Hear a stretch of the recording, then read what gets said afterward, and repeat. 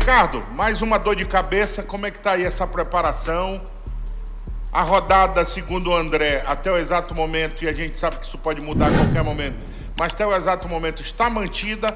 Qual é a posição do presidente da FPF para a galera que está acompanhando a gente aqui, para os ouvintes, para os internautas?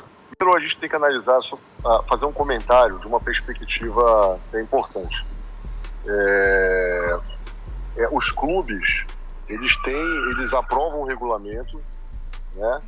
E esse regulamento, ele precisa ser executado pelos clubes, perfeito?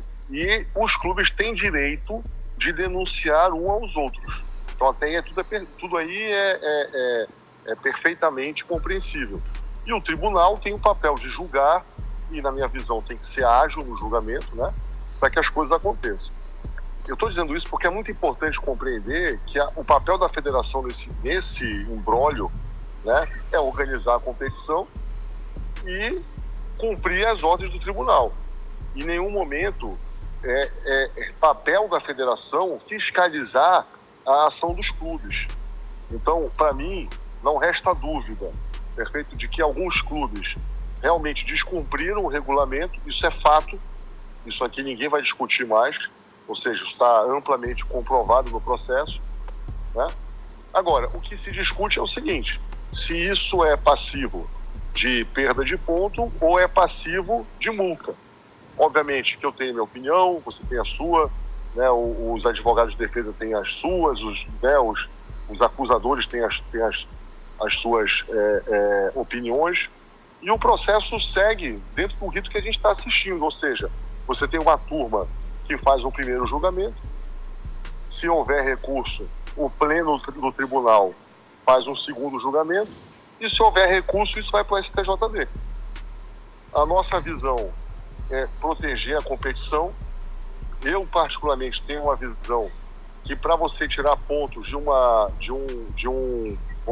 clube, para você desfazer o resultado obtido em campo, você tem que ter alguma coisa muito grave na mão. Tem que ter vamos dizer assim, uma infração realmente gravíssima. Por exemplo, o atleta está suspenso e não pode disputar a competição, o atleta está irregular na inscrição, ou seja, ele não está inscrito, o nome dele não está no BID, coisas desse nível.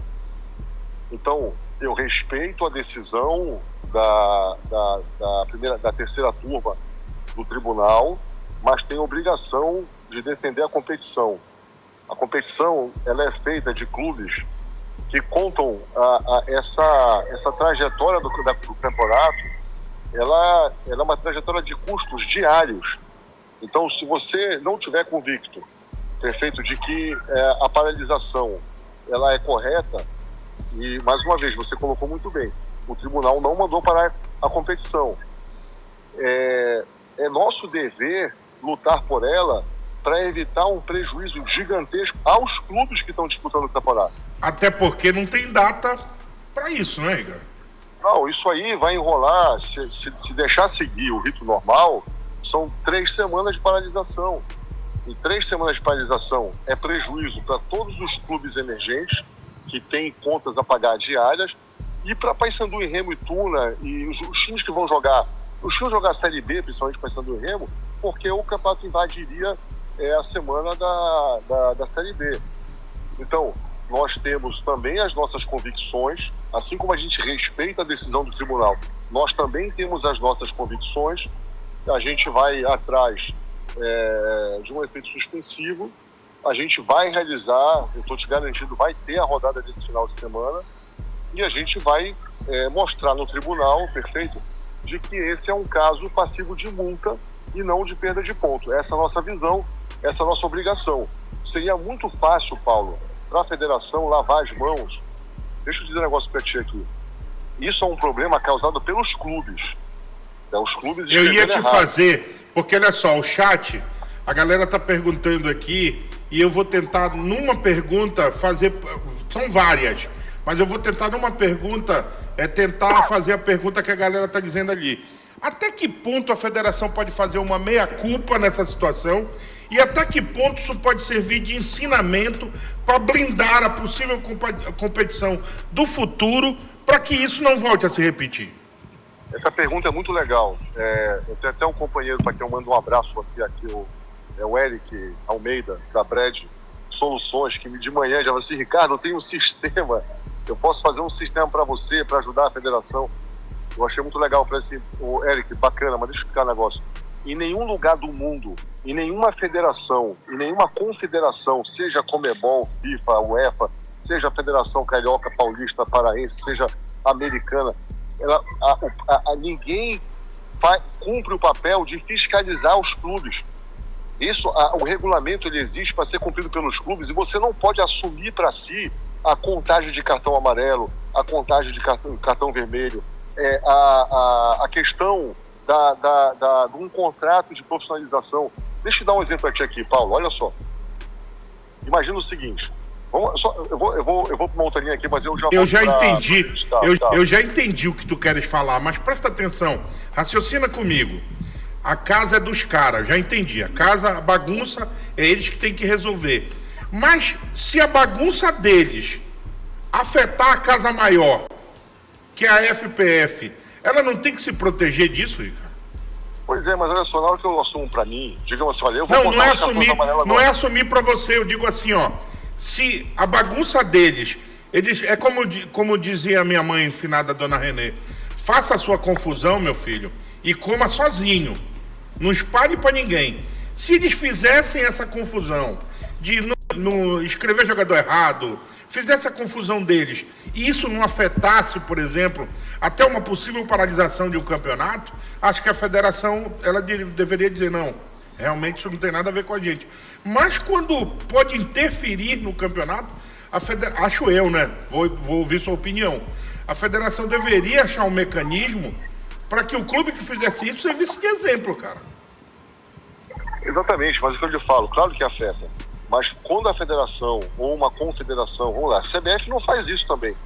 Sei lá, posso citar que a liga inglesa não faz isso, a italiana não faz, ninguém faz. Por quê? Porque quando você assume para si, então você assume todos os ônus. Na hora que der um problema, o clube vai dizer assim: olha, isso aqui foi culpa da federação, aí ele vai anular o jogo. Quando você divide, assim, não, o clube tem a obrigação de conferir e de fazer as inscrições corretamente, por isso, olha, quando dá um problema, é um clube contra o outro. Eu acho que você deu a resposta aí. Por que não se coloca, então, no regulamento, no próprio conselho técnico, essa parte aí? O clube que fizer a lambança dele vai comer a lambança dele aqui. Mas é isso. Não, veja bem, mas isso existe. É para isso que existe tribunal. Esse é o conceito mundial. O clube fez a lambança, o outro denunciou. E aí você... Quer ver um exemplo? Você pega lá um jogo sub-20. Aí você tem um mesário da federação lá fazer o jogo sub-20. Apareceu um cara com a barba branca lá, tem 30 e poucos anos. Tá na cara que ele não tem 20 anos. O mesário não pode dizer: olha, a tua identidade é falsa. Não existe isso. Agora, o outro clube vai denunciar. Ele vai levar pro tribunal. Quando chegar no tribunal, vai dizer: olha, esse cara era um gato que não podia ter jogado, vai ser punido. É assim que funciona. Esse é o sistema. A gente lamenta que os clubes não tenham observado. Agora, tem um outro aspecto que eu quero dividir contigo aqui. Vamos imaginar aqui uma situação, tá?